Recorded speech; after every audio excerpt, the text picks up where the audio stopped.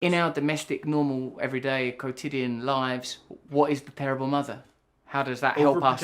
Overprotection. Don't overprotect the baby. Let it fall over a little bit. Yeah, that's right. You do the least amount possible for your children. It's something like that. That's not neglect. It's nothing like that. It's like the old age home adage. Look, I've seen this lots of times with parents. It's like maybe you have to get your kid dressed up to go out. Well, it takes a long time if you let your kid do it. It's a lot faster just to do it. It's a lot faster not to have them set the table. It's a lot faster to do things for them. Plus, there's also, and this is part of the devouring mother archetype, is like, if you've devoted your life to a child, perhaps more than you should have, let's say, then it's very difficult to let the child go, because what's there left for you? And so there's this terrible temptation to play, well, I'll do everything for you, but you never leave me. And then for the child to say, yeah, that's right, that's exactly the right face to make for that. That's a very terrible thing. And you see that again in Disney's Sleeping Beauty, where Maleficent has the heroic prince in the dungeon and is laughing at him. Right? She's not going to let him go until he's ancient.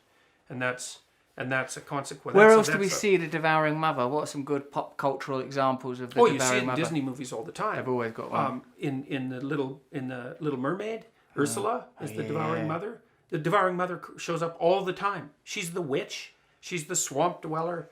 She's the evil queen in Snow White. What's the counterpoint? The fairy godmother? Yeah, fairy godmother's one. Yeah, that's the positive feminine.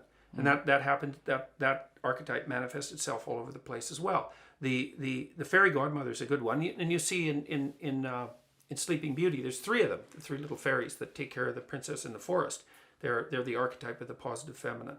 So you always see, one of the things that distinguishes a religious viewpoint from an ideological viewpoint is that there's always a representation of nature or the unknown. Always. You need one.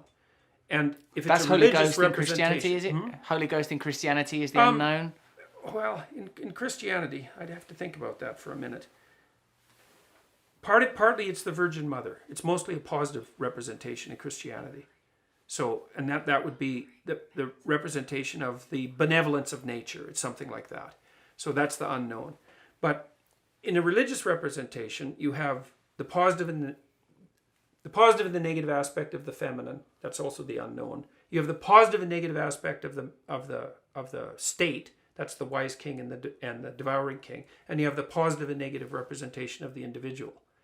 And the reason it's religious in some sense, it's hard to explain why in a very short period of time, but a religious viewpoint always gives you a balanced viewpoint. That's what makes it religious. It's like there's a positive element that's intensely positive, but there's the negative counterpart. And there's a positive. So let me give you an example here. I can give you an example of how this plays out archetypally. The frontier myth that settled the West was essentially heroic individual, positive, bringing the benefits of order and culture, positive, to the desolate, barren wastelands of the West. Okay, so it's positive individual, positive culture, negative nature. Okay, so that's an ideology, but it's a powerful story because it's true. Heroic individual, bearer of culture, barren, desolate wasteland. It's true. But one of the things that eventually generated was a counter-narrative, and that, because it was only half the story, that counter-narrative was the environmental narrative, which was rapacious individual pillaging society into benevolent nature. And they had to recast the indigenous people that lived on those land masses as savages, not entitled to the same rights as the heroic individual. Well, and there were actually two competing tendencies in the Western mind. One was the noble savage, so that was the Rousseau. Exactly. And the other was denizen, barbaric denizen of the uninhabited wastelands. Those are both archetypal representations. The romantic idea of the noble savage became some sort of whimsical New Age thing, and the other one, the denizen barbarian, became justification for genocide.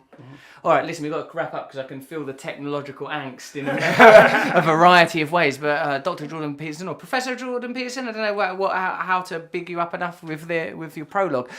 Thank you, or title. Thank you very much. I've really found it a fascinating conversation. Thank you. Have you enjoyed it? Conversation. Yeah, it was really. It's good, wasn't I it? really appreciated the invitation.